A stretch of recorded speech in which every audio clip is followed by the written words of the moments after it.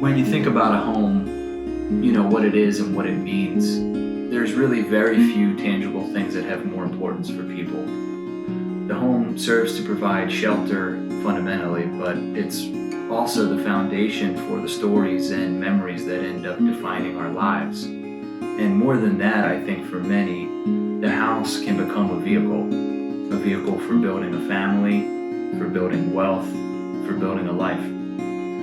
I love what I do because I get a glimpse into people's private worlds. And if I'm lucky through the process, they reveal to me their hopes and their dreams.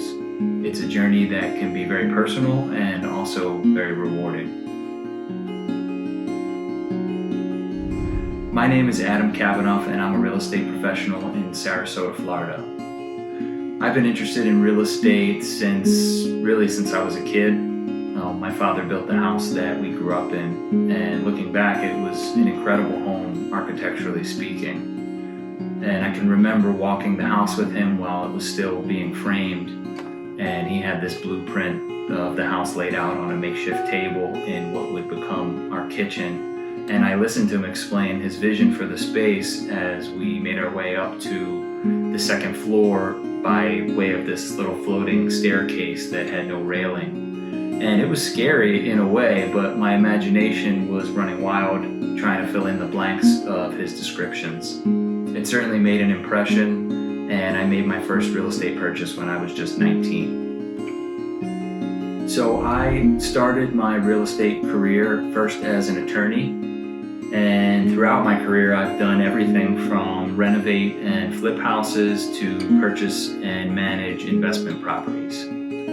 I think coming into the business with such a diverse background really has allowed me to impart value on my clients that they just may not get somewhere else. And, knowing the market is a prerequisite, but understanding value and the legalities of the business is more nuanced. Can I get a return, for example, by renovating this kitchen? What are the zoning restrictions in this part of town? Is there an advantage to using an as-is contract versus the FAR/BAR contract in this particular scenario? I think if you ask 3 different realtors these questions, you may end up getting 3 different answers. I think the vast majority of my clients sense a high level of commitment from me towards achieving their real estate goals, and I would say that's been the biggest factor in my ability to build a successful business based largely on referrals. To be a good real estate agent, I think you have to be a good listener first.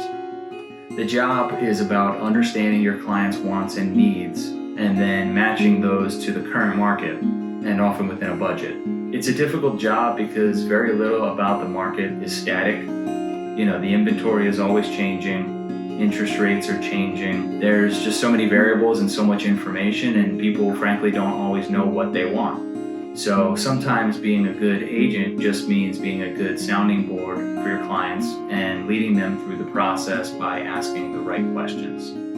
I try to evaluate each deal as if I was taking on the task for my own family, and I think as a fiduciary, that's really the job. You try to make the process fun, of course, but at the end of the day, you're charged with making sure your clients accomplish their goals and that they're protected throughout the process.